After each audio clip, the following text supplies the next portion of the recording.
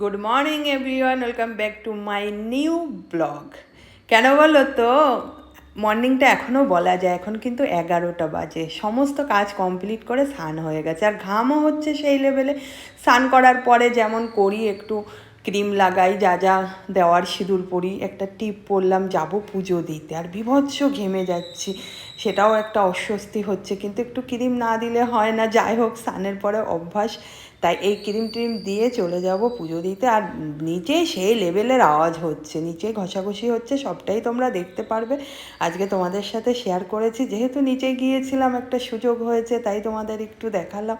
ঠাকুর পুজোটাও কীভাবে করব না করব তোমাদের দেখাবো। আমি তো সমস্ত কাজ কমপ্লিট করে চলে এসেছি, আর মীরা এসে মীরার মতো রান্না করবে, ওকে বলে দেবো। আর কাল কিন্তু রাজা আসবে শুক্রবারে, আজকে তো বুধবারের ভিডিওটা আমি করলাম, শুক্রবারে রাজা আসবে, এই একটা মনে আনন্দ আছে। আর গুড্ডু সমানে বলছে, মা পুজোয় আসবো আসবো। আমি বললাম, না না, তুই তো ছুটি পাস না, শুধু শুধু আসতে হবে না, কালী পুজোয় আসিস, কেননা কলেজের উপরে জোর করতে যাস না, ওরা রেগে গেলে খুবই মুশকিল আছে। যাই হোক, এই চলছে। আর ও তো সমানে আমার পিছনে লাগে, ছেলেকে নিয়ে শুধু মাতামাতি, ছেলে নিয়ে থাকবে, এগুলো কিন্তু ইয়ার্কি মারে, ও মন থেকে বলে না, কিন্তু আমাকে কি করে খচাতে হবে সারাক্ষণ ওই চিন্তা ভাবনা। চলো, অনেক গল্প করলাম, এবার বাকি কি করি সবই তোমরা দেখতে পাবে।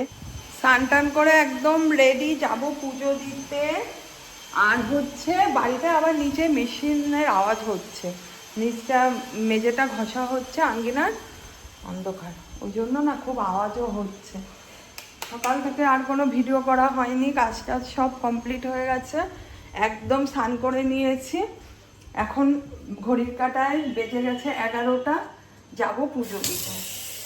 তুলসী মন্দিরে একটু জল দিয়ে পুজোটা দিয়ে চলে আসবো, কেননা আমার এই তুলসী গাছটায় যদি মুছে মুছে রেখেছি জলের ছিটা দিয়ে, এখন সব বেসিনটা নষ্ট হলো।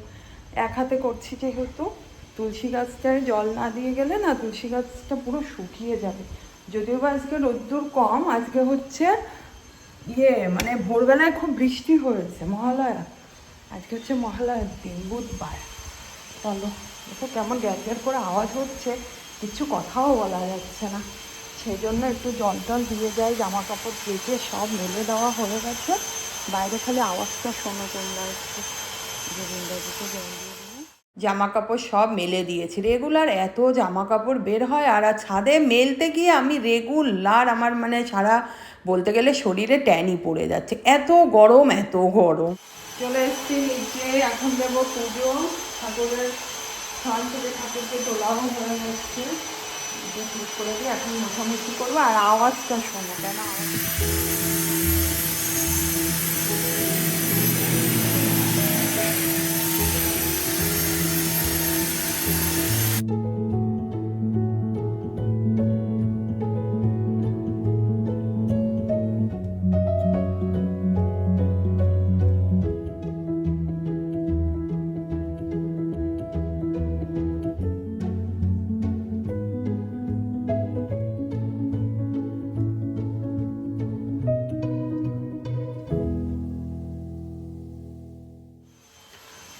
চলে এসেছি পুজো দিয়ে। এখন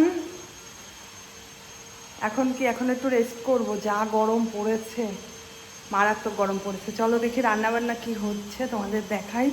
তখন তো খুব তাড়াতাড়ি করে চলে গেছি পুজো দিতে। প্রায় কমপ্লিট। কী কী বাকি আছে, ভেন্ডি ভাজা, পেঁয়াজ দিয়েছি ভেন্ডির মধ্যে, না থাক, দিতে হবে না। এই বাঁধাকপি এনেছে, বাঁধাকপি ভাবতে নিয়েছিলেন, হ্যাঁ ভাবতে নিলে ভালো হয়। আর এই যে সব রান্নাবান্না কী করেছে, এগুলো ঢেকে রেখেছে। লেবু তো রেগুলারই খাচ্ছে, বাঁধাকপি সবে বসিয়েছে।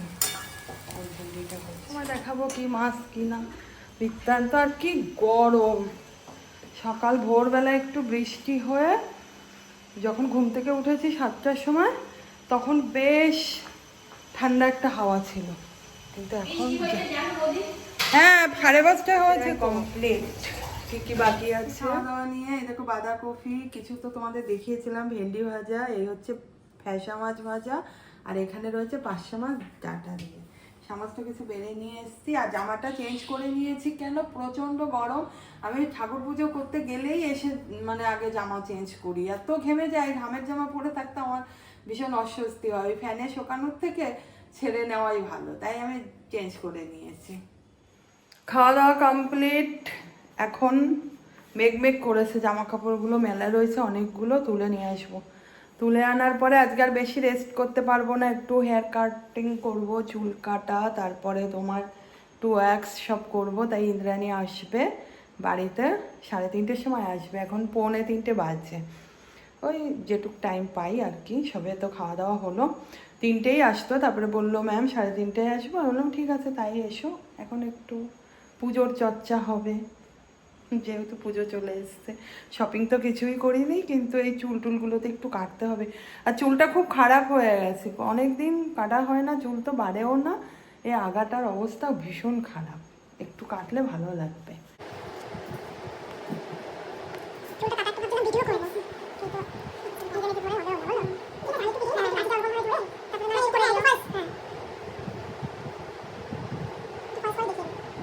ফোনে অত বোঝা যাচ্ছে না, সামনে বেশি বোঝা যাচ্ছে, দেখে বেশি বোঝা যাচ্ছে। ফোনে অত ভারী না, মানে কাটিংটা বোঝা যাচ্ছে না অত ফোনে।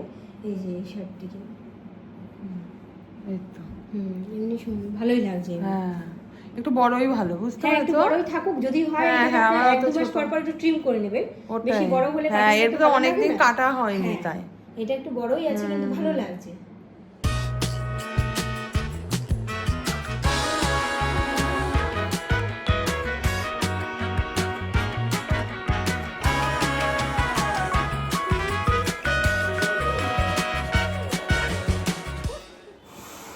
সমস্ত কিছু কমপ্লিট, চলে গেছে ও। তারপরে মানে যা যা করার আমার হেনা ধুয়ে ওয়ার্কস করে করা সব কমপ্লিট হয়ে গেছে। এখন চাও খেয়ে নিয়েছি, এখন বাজে 8টা।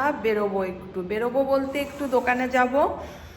একটা কড়াই অনেক দিন ধরে নষ্ট হয়ে আছে, কড়াইটায় আর রান্নাবান্না করা যাচ্ছে না, ওই কড়াই চেঞ্জ করে একটা কড়াই আনবো।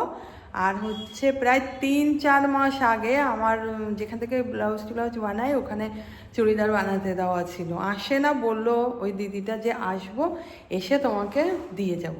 আজ অবধি কোনো সাড়া নেই, আমি 2-3 বার করে গেছি। এবার যে ওই চুড়িদার একটা না দুটো দেওয়া আছে আমার, তাও মনে নেই, চুড়িদারগুলো নিয়ে তারপরে আসবো। তাই এখন একটু বেরোচ্ছি। আজকে কিন্তু ফেসিয়াল করিনি, আদার্স সব কিছু করেছি, ফেসিয়ালটা আর একদিন করবো।